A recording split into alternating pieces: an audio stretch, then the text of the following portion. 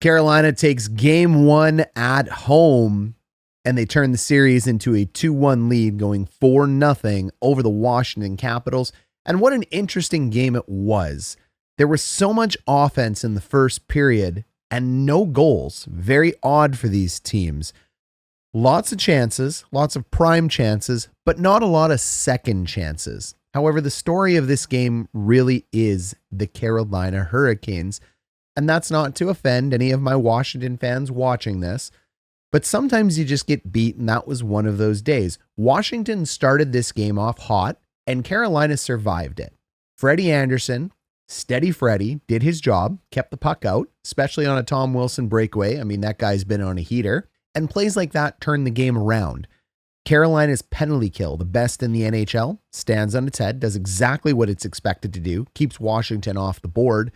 And then the Carolina Hurricanes power play, absolutely electric tonight, super effective. And the stars for Carolina came out as well too, especially Svechnikov. Jarvis had a good game. There was depth all over the lineup. We found Jacob Slavin on a breakaway. That surprised even Jacob Slavin that he was on a breakaway. But overall, you got to be pretty pumped if you're the Carolina Hurricanes. And the further story to the Canes and why I think Washington is having so much trouble is they're an exhausting team to play against because of their commitment to individual defense, which is a huge commitment to the overall team defense. What do I mean? You'll see it in the clips when we start playing them. But I've called them puck hounds before. It's because every time they do not have a puck on their stick, they are carved out of the exact same stone that Rod the Bod Brindamore was carved out of. You don't have the puck, you better go get it. You can't get the puck, you get a stick on stick, body on body, and you take the extra stride, sometimes 2, sometimes 3, to get in front of a player to take the puck away. You don't reach. The cardiovascular conditioning of Rod Brindamore has been well documented, and his team is in incredible cardiovascular shape.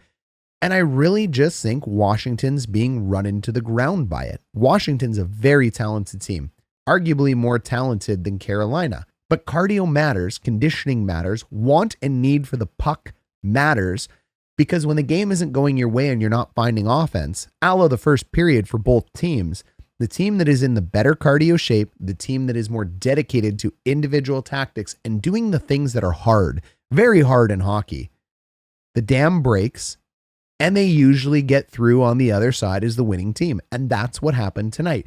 Just one game, long series to go, but let's take a look at it. Puck is barely dropped yet. We all need to be advertised, the new TV provider or whatever else is coming through. But look at Tom Wilson. Comes around, and Jordan Stahl's an absolute unit. Trust me, I know. Fun fact for you, Caniacs. I played against Jordan Stahl and Mark Stahl in Midget. They destroyed us. They're unbelievable players. I got a concussion from Jordan because, frankly, he's a very tough man. And I have nothing but respect for these guys. They're absolutely grade A gems. And there's a reason they made the NHL. But there's a reason Tom Wilson's in the NHL, and it's to do this. Trucks them. Absolutely trucks them. Talk about setting the tone early. But I can tell you the captain of the Hurricanes, he's all right. More examples here, though, of puck hounding. Take a look at Seth Jarvis here. I mean, as he cuts through, this man is unrelenting. This is exhausting. And watch his skating stride. At no point in time is this man ever leaning over or looking like he's reaching. Reaching would be more of an angle like this with his butt out and his stick way in front of him. He doesn't do that. So when I talked about the little tactics and why Carolina is winning this, every player on Carolina does this. Look, he doesn't reach. He gets his stick over to the other side, from the right to left side, and he gets on the right side of the body. There is nothing lazy about it. This would be the wrong side. This is the right side, the side that he is on. Commitments to this take extreme dedication, tape watching, understanding what you're doing, watching players' skates and feet, and then making sure you get that body position to take pucks away. I mean, that's just hard work. When you do that, you create opportunities that create gap. And here's what I mean. At times, Carolina doesn't become the most skilled team. And I'm not picking on them. I mean, puck goes under your stick. That's just game breaking and sucks after your players worked so hard to get it. Stahl goes to pick it up, misses it, and it's out of the zone. It happens. You're in your own barn. Things are excited. But really, to me, this is the story of the Carolina Hurricanes is exactly what you saw. Hard work, hard work, hard work. And when you make a mistake, don't dwell. Get back and do it again. We're still only 30 seconds into the game here, and it's Tom Wilson on a breakaway. I mean, this can be an absolute backbreaker if you're Carolina. Wilson comes in, tries to go 5-hole on Andersen, no good. But look who comes up with the puck. It's Carolina Hurricanes. No second chances. Dedication to D-zone. Frederik Andersen as well, keeping pucks out of the back of the net. And once again, Carolina gets on the right side of the puck. They're not cross-checking their player into the net. There's a lot of times you would see this happen. They'd throw him into their goalie like an absolute idiot. Carolina doesn't do that. A lot of NHL teams do that. Puck gets loose down here, and because he doesn't cross-check him into Andersen, Andersen's able to get his glove on it. Don't cross-check opposing players into your goalie. Doesn't matter how many times I say it. NHL players will do it repeatedly. 2 minutes and 32 seconds in, Carolina loses the battle down low. Washington is all over them. Puck goes to the middle. Bang. Big stop. But look who's on the puck. It's Carolina Hurricanes. And that's just a few examples, but it's happened all series. It gets really frustrating to play against a team that does this. And anyone that doesn't tell you this isn't hyper strategic and tactical is wrong. It is so frustrating for a coach because we all know as coaches, we can teach any team to do this. The difference is the commitment for the players. You have to have the right players. Certain players refuse to do it at all levels. Doesn't matter how good they are. They just either don't get it or they don't want to do it. That is why you have to have specific players playing in this system with Brind'Amour. And this system may end up bringing them a Stanley Cup like Rod got himself. Those tactics also translate here to the penalty kill. The penalty kill is so vital. I had somebody ask on my channel why you don't pressure in certain scenarios. Here's a great example of this. When you see their eyes, when they're facing you, as you saw right there where I squared, you contain. And your job is to take away a little bit of ice at the time while swinging your stick left and right. I don't know if my little lines on the ice helped any of you with that, but that's what you're trying to do is slowly take away time and space. So you can see that there. We slowly take away without fully committing and getting on the wrong side of the puck. Once again, the right side is between the puck and your goalie. The wrong side is over here away from your puck and goalie. So as that puck moves down below, it causes something really cool. We're patient. We take that time and space. When that time and space is gone, players end up making silly plays like you see right here. You go to put it down low, you panic. Carolina picks it up and they're gone. I mean, Jarvis is already gone. He's already thinking about, look at this, man. Like, I know exactly what happened. I have to leave the zone. And he has absolutely breakneck speed. Jarvis finds the soft spot between the Capitals, and nobody is catching him. No one's catching this kid. And he's not just fast, he's fast with the puck. Look, you hear the term fast in the NHL all the time. There's straight line speed, which is fast. There is lateral or changing direction speed, which is fast. And there is fast with a puck. Morgan Barron, probably never heard of him. Fourth line for the Jets, one of the fastest players in the NHL. Not that fast with a puck. That's why he's on the fourth line, buried on an NHL team. Effective for his team, but not a top-end player. Connor McDavid is not the fastest skater in the NHL, although he's blazing fast, but he is the fastest player with a puck on his stick. Him or Nathan McKinnon. It's what you do when you have the puck, don't have the puck, and specifically how you change directions, and Seth Jarvis is so good at all of them. He is like a McDavid McKinnon light. He has the trucking and physical presence of a Nathan McKinnon, even though he's in a smaller body. He leans and uses his body weight, but he also has the neutral zone speed and change of direction like Connor McDavid. He's not either of those players yet. Like I said, he's a lesser version of those two guys, but he's an elite NHL player because of it, and he's still growing. He's so young. Bang, we're on a breakaway, shorthanded. Really nice move. All he's trying to do here is quite simple. He's a right-handed shot, so he's going to try to fake pulling it left. He's going to pull it back right, and then he's going to try to go backhand up and over. Doesn't quite get it in there. Big save by Thompson. And you got to bury those. I get it. It's a penalty kill. You've sprung. But if you want to go to that next level, you got to start seeing those go in. They will go in for him, Carolina fans. He has so much room to grow. So you should be excited. Alexander Ovechkin, great opportunity here. Carolina, unique miscue. This is where you've got to talk. And then both players at this point in time, the puck's right in the middle of the ice. They're probably saying, oh, I'll leave it for you. Oh, I'll leave it for me. You've got to talk about this. Players absolutely have to talk, and they probably have the same thought in their head. Hey, look, I'm on my backhand. I shouldn't take the puck. Hey, look, I may be on my forehand, but I'm skating in the wrong direction. We want to go north-south. So they both don't communicate well. They hit the puck off each other's stick, and it's the great 8 there to pick it up. But notice how quickly they get back in and on him. Great job. Turn him away. Now, I've specifically decided to go back in time from this one, from the Ovi goal, because I want to talk all about Svechnikov right now, one of the most underrated superstars in the NHL. This man is a secret weapon with unbelievable speed. I don't think he's ever going to get the credit that he deserves, but take a look at what he's able to do here. As he's carrying the puck, you don't do this selfishly. Anybody out there who's an old hockey dad or coach or hockey mom, we always say headman the puck. You notice he had a man ahead of him. We don't always headman the puck. We skate until we run out of gap. Look at all the gap he has. Every arrow here is the gap he has away from a player. It's 3 or 4 players in some lengths. It's 2 or 3 stick lengths to the guy behind him. You skate until that gap's gone. And he does. Still has gap here, by the way. It looks tight. It is not. And he's one of the best in the NHL at beating you wide. He goes in, and because he's a right-handed shot, this only works if you're a right-handed shot, he can puck protect the puck to the right-hand side while leaning his left shoulder on you and crossing over and using immense speed. You get more speed when you're crossing over. Comes through sick backhand. Absolutely posting out. So like I said, I don't think he's ever going to get the credit he deserves in the NHL, but don't worry, Caniacs. It'll be yours and mine little secret that he's a very good hockey player. He'll remain underappreciated for the rest of his career, but know he's got a great shot. He's one of the best at beating players on the outside. And really, no one else needs to know it except you, me, Svechnikov, and the rest of the Canes. He isn't just one-dimensional, though, speed going the other way. He also makes unbelievable plays. So he uses that speed at times to beat you to the outside.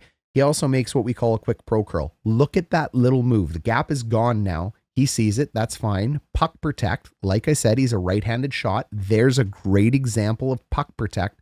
Look at that stick out there. Huge amount of gap created by him because of it. It's almost 2 stick lengths. Svechnikov curls, waits, creates more gap here at this point in time, and he's looking to feed. He's looking to pass. His speed is now slowed everybody up, and look what he does as well too. He baits them into moving into the wrong space. So now he's committed too far this way, and Svechnikov is going to look to move it to Brent Burns up here. Everything that he does is just well timed. So watch this play again as he comes in. You'll see it. Watch his stick. Here it is. Patience.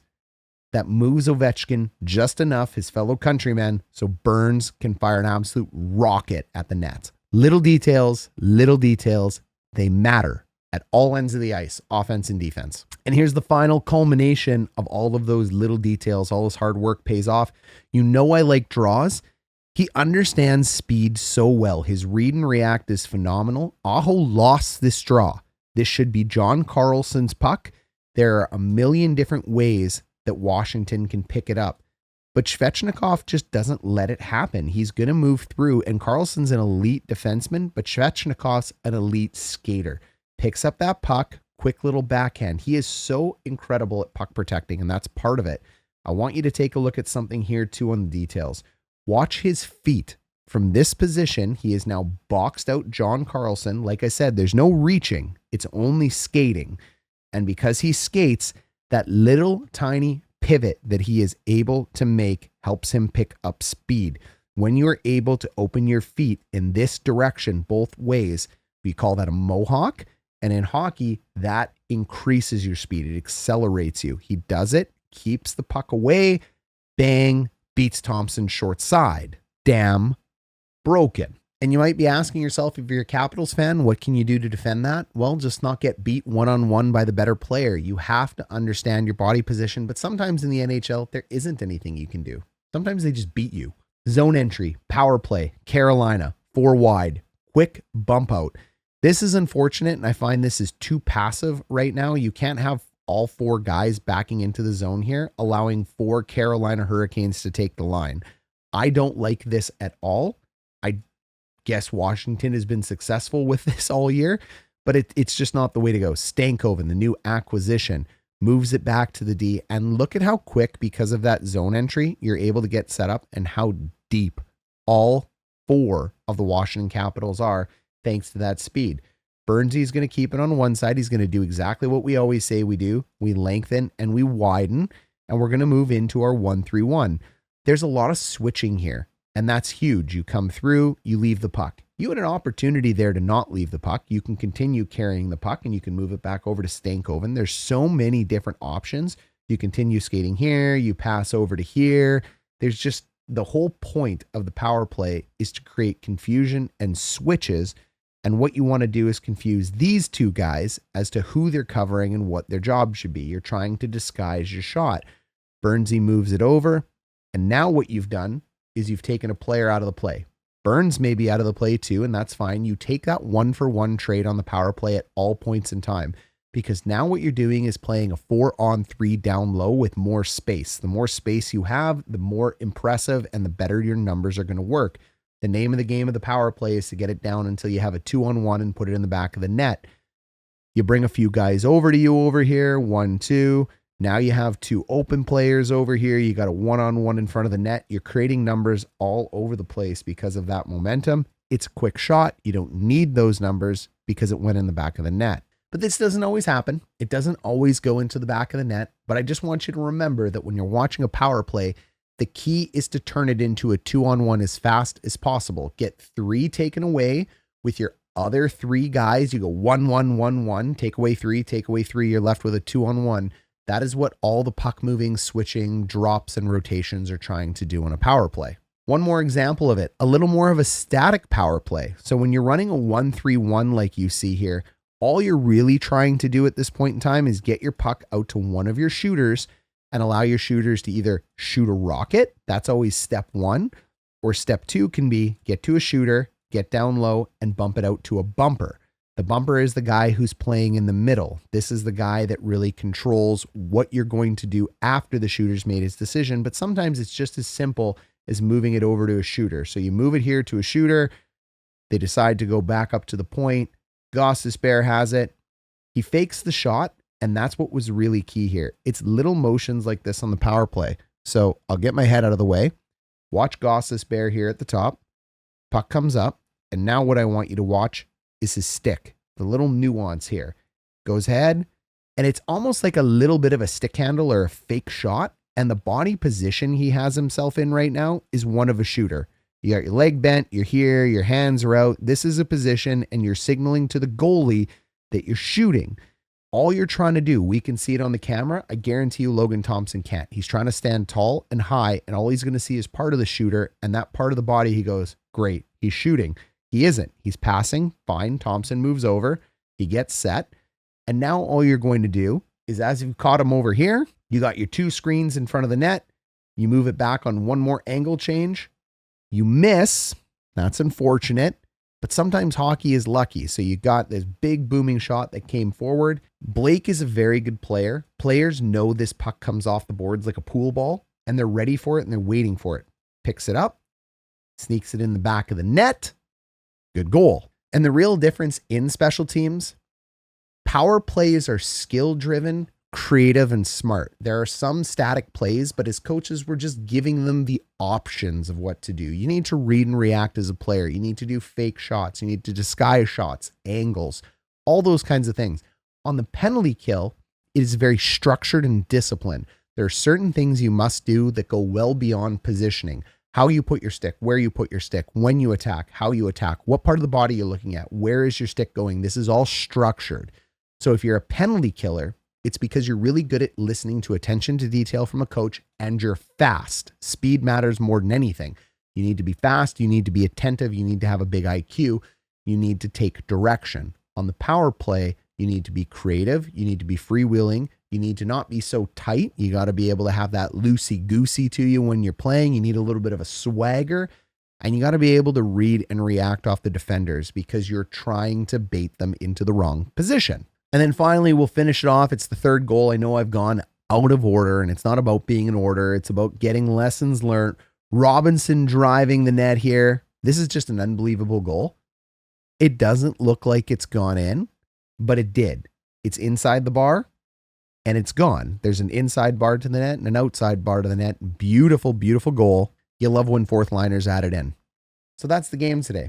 Carolina weathers the storm. Carolina's attention to detail, Carolina's team defense, Carolina's puck hounds, Carolina's power play, Carolina's penalty kill.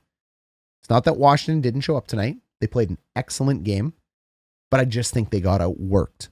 The question will be at the next game, can Washington find a way to capitalize on their soft spots? They had opportunities in the first period, and if they put a few of those in, this game is completely different. Washington is going to have to be patient and find that adjustment. This series might go 7 games. This series might also finish in 5. There's a lot of different things that can happen because these teams are so uniquely matched. It's a very interesting push and pull, and it's a very patient matchup. It's not a matchup I would direct anyone that isn't hugely a fan of both teams to say this is great hockey, but it is great hockey. It may not get media clicks or attention like some of the other series are going to get, and that's just because of how the way these teams match up. But it's a real thinking series, and I hope you're getting that from my breakdown in this one. This is a series of subtle nuances and patience. I'll be very interested to see who ends up taking Game 4.